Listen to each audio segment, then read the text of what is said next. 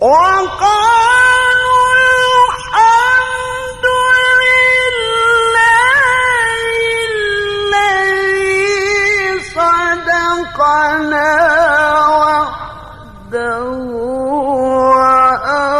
وأورثنا الأرض نتبوأ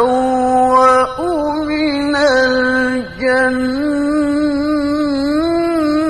الجنة حيث نشاء